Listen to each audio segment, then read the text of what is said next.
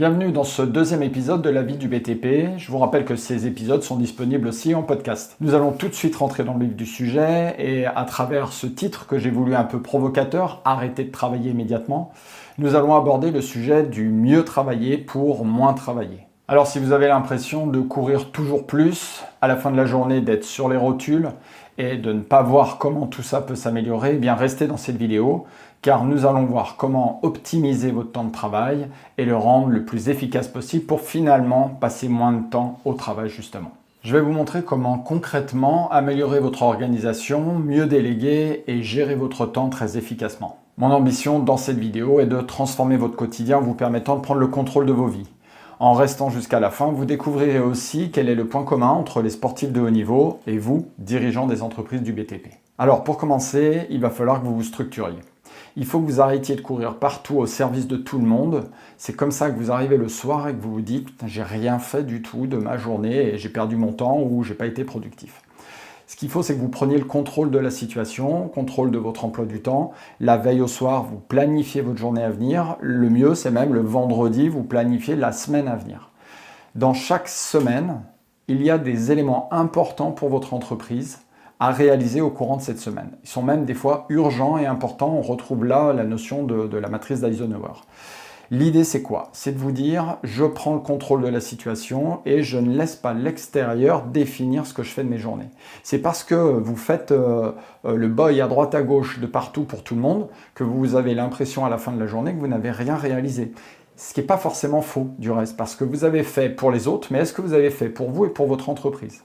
Donc, vous devez organiser et structurer vos plannings avec des outils comme Outlook, Google Agenda, les suites Apple, tous ces logiciels qui sont très faciles d'utilisation, vous permettent de structurer votre temps et vos journées. En réalisant ces plannings en amont, en prenant le contrôle de la situation à ce niveau-là, vous allez devoir vous contraindre à faire ce que vous avez noté. Mais vous verrez qu'à la fin de la journée, vous allez constater à quel point vous avez été productif. Et c'est bien ce qu'on cherche à travers cette organisation, c'est-à-dire de ne pas subir, mais bien d'avoir le contrôle sur ce qui se passe. Dans cette structuration de semaine, rien ne vous empêche de mettre aussi du temps personnel.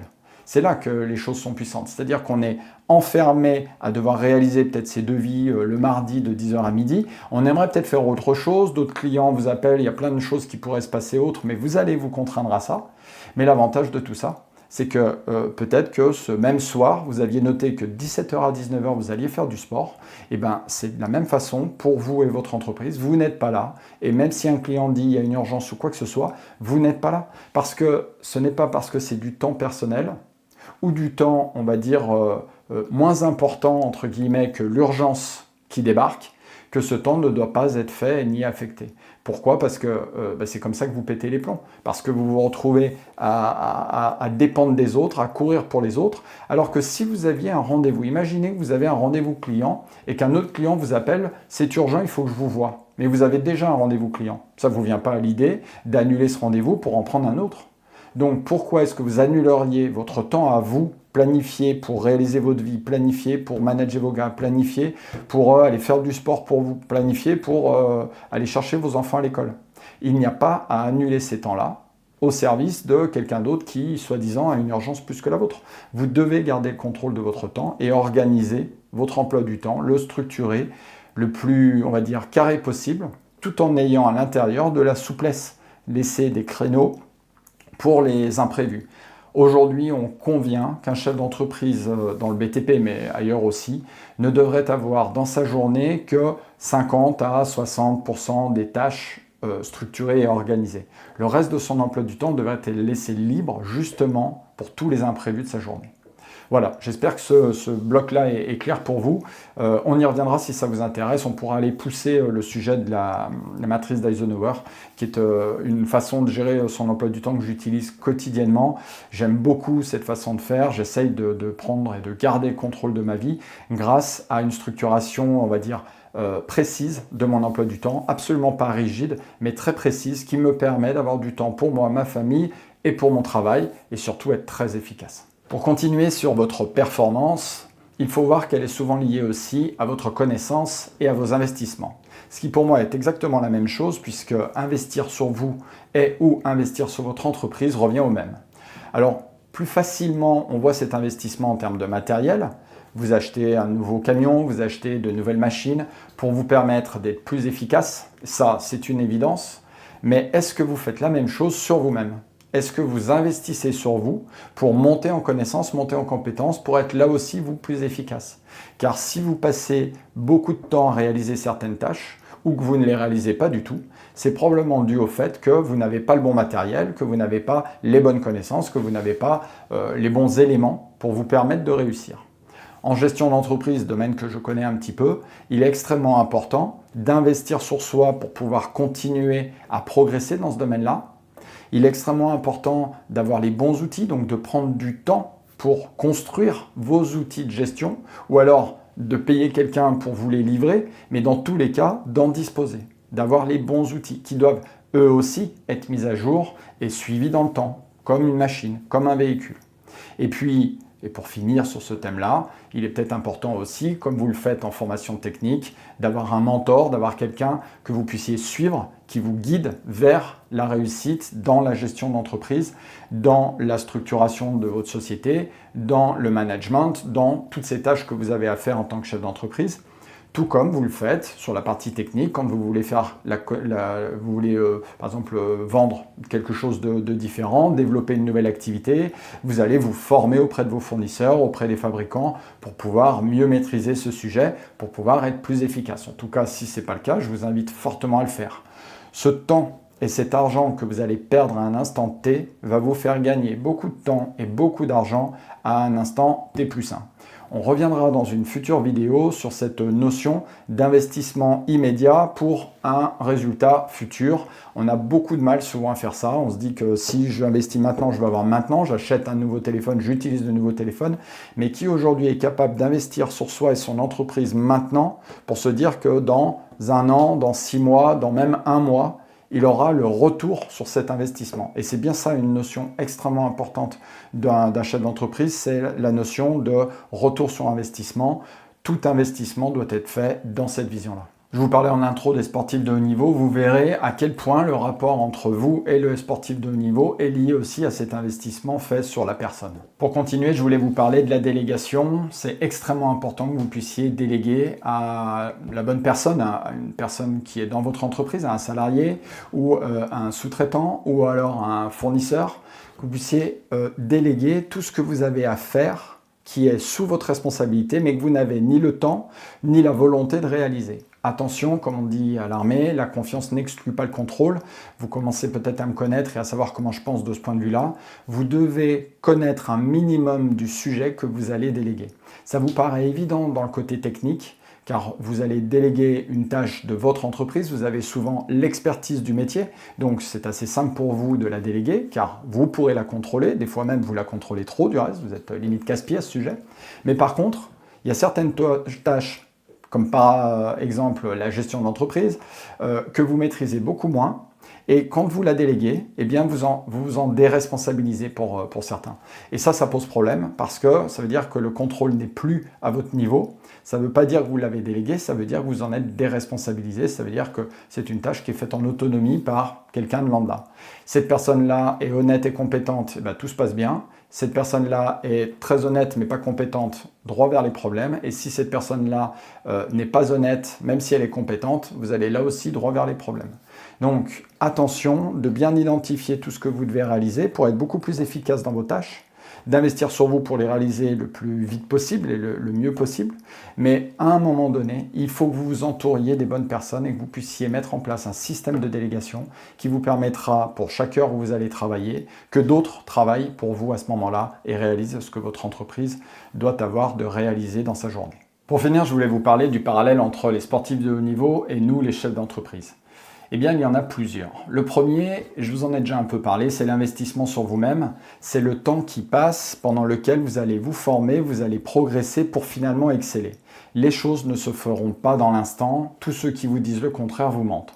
Vous ne pouvez pas du jour au lendemain exceller dans un domaine tel un sportif de haut niveau. Il y a de l'entraînement, il y a de l'abnégation, il y a du travail. Au bout, les choses payent, ça j'en suis certain. Il est extrêmement important que vous ayez cette ténacité de vouloir progresser sans vouloir tout obtenir tout de suite. On en parlera dans une prochaine vidéo. Il y a beaucoup de choses à dire sur ce thème-là. Deuxièmement, ce qu'il faut bien voir, c'est que même si vous êtes en équipe, vous avez une forte responsabilité sur le résultat de votre entreprise. Et chaque gars de votre équipe, chaque gars de votre entreprise porte cette même responsabilité. C'est une réussite collective quand on a une entreprise, mais en même temps, chaque personne a toute sa part de responsabilité dans ce sujet-là. La vôtre en tant que patron est encore plus importante que celle de vos joueurs, si on faisait le parallèle entre je suis l'entraîneur si je suis à la gestion de l'entreprise, je suis le capitaine si je suis sur les chantiers, mais dans tous les cas, je porte une responsabilité que mes coéquipiers ne portent pas. C'est extrêmement important que vous en ayez conscience. Après, ce qu'on peut aussi dire sur le rapport entre chef d'entreprise et sportif de haut niveau, c'est le temps où sont payés les sportifs de haut niveau à se reposer. Est-ce que vous imaginez combien d'heures par semaine un sportif de haut niveau prend soin de lui? Quand je dis se reposer, c'est pas forcément reste sur le canapé à regarder la télé. C'est prend soin de lui, fait de la muscu, fait du sport pour s'entretenir, a des séances de kiné, des massages, va faire des soins et ainsi de suite. Ce temps-là est extrêmement important pour les sportifs de haut niveau pour qu'ils puissent avoir des résultats et faire des choses exceptionnelles. Ça paraît évident à tous ceux qui regardent du sport à la télé ou qui en pratiquent, mais pour un chef d'entreprise, se dire « il faut que j'arrête ma journée, il faut que j'aille me reposer, il faut que je prenne soin de moi, il faut que je passe plus de temps pour faire des choses que j'aime, il faut que je prenne le temps d'aller chez le kiné, chez l'ostéo, moi aussi, parce que j'ai une vie physique importante », c'est des choses qui la plupart du temps ne sont pas ni pensées ni même réalisées. Et pourtant, vous êtes comme des sportifs de haut niveau. C'est bien sur vous que porte la réussite de l'entreprise. Et comme un sportif de haut niveau, vous n'êtes pas une machine. Vous êtes un être humain qui a besoin d'être bien mentalement, qui a besoin d'être bien physiquement pour pouvoir performer. Et c'est bien ce qu'on attend de vous à la tête de votre entreprise. En tout cas, c'est ce qu'attend votre entreprise. Même si vous en êtes le dirigeant, quelque part, l'entreprise est au-dessus de vous et attend que vous soyez performant pour la faire réussir. Et c'est extrêmement important que vous en preniez conscience. Pour finir sur ce point-là, ne cherchez pas à exceller dans tous les domaines. Souvent, je vois malheureusement des chefs d'entreprise dans un secteur d'activité, dans un métier, qui vont, plutôt que de chercher à réussir, voyant que les choses ne sont pas si simples et qu'il y a des difficultés, vont essayer de diversifier leur activité. Eh bien, je pense que c'est une erreur. Je pense qu'il faut d'abord maîtriser un sujet, exceller dans un sujet, pour ensuite passer peut-être à d'autres thématiques. Une fois qu'on détient le modèle économique, une fois qu'on détient les cartes de la réussite dans un domaine, c'est beaucoup plus facile d'aller le déployer dans les autres. Vous ne voyez pas des sportifs de haut niveau qui commencent à faire du foot, puis finalement se disent « oh, j'arrive pas trop, je vais aller faire du rugby », puis après aller faire du tennis, et ainsi de suite. Souvent, vous les connaissez pour la discipline dans laquelle ils excellent. Mais ils excellent vraiment. Eh bien, nous, les chefs d'entreprise, de ma vision, c'est la même chose. Nous devons exceller dans un domaine, que ce soit un domaine technique ou un domaine dans l'entreprise, gestion, organisation de chantier, réalisation, peu importe. Mais vous devez exceller et ne pas chercher quelque chose de plus simple et de différent pour éviter de constater qu'il y a un domaine sur lequel vous n'arrivez pas à faire ce que vous devez faire. Donc, j'en reviens à cette notion de responsabilité. C'est votre responsabilité de vous acharner à réussir, mais de prendre le temps de vous reposer comme un sportif de haut niveau pour être au mieux de votre forme, le plus performant possible quand vous allez arriver sur des moments clés de votre entreprise. Un rendez-vous client, si vous êtes cramé au rendez-vous client, imaginez ce que peut en penser un client justement, ou alors si vous êtes cramé au moment de réaliser un devis, vous allez mettre 4 heures à faire un devis au lieu de mettre 1 heure, alors oui, c'est sûr que là vous pouvez être chargé dans votre journée, si vous passez 4 heures là où vous devriez en passer 1. L'idée des fois, c'est simplement de dire, là je suis mort, je rentre chez moi, et demain matin, je viendrai et je réaliserai la tâche que j'ai réalisée beaucoup plus efficacement. J'ai mis très longtemps à comprendre ça. Moi, je pensais qu'il fallait rien lâcher, il fallait à fond, si on devait, il fallait absolument faire. Je m'acharnais à faire des devis jusqu'à 22 h le soir, sachant que moi, après 20 h, 1 plus 1 font plus 2 du tout. Mais c'était, je pensais qu'en m'acharnant, j'allais réussir. Eh bien non. En fait, les choses ont été beaucoup plus simples et j'ai commencé à véritablement progresser quand j'ai compris qu'il fallait se reposer quand c'était nécessaire, qu'il fallait prendre du temps pour être heureux quand c'était nécessaire. Et à ce moment-là, quand j'arrivais au boulot, comme un sportif de haut niveau, j'étais dans les meilleures conditions et je pouvais performer. Voilà pour ce nouvel épisode de la vie du BTP. J'espère que ces conseils, j'espère que cette vidéo vous aura aidé, qu'elle vous permettra de vous structurer, d'avoir une vision plus éclairée sur ce que vous devez faire pour pouvoir être plus performant et passer moins de temps au travail, bien évidemment. Et si comme les sportifs de haut niveau, vous voulez performer, vous voulez réussir à atteindre vos objectifs, même les rêves les plus fous, eh bien vous pouvez tout simplement cliquer sur le lien en dessous de cette vidéo qui vous permettra d'accéder à ma formation gratuite et vous verrez comment j'accompagne, je coach, j'entraîne des artisans du BTP à performer dans leur entreprise pour leur permettre d'être heureux et libres personnellement. Voilà, je vous dis à très bientôt et d'ici là, prenez soin de vous.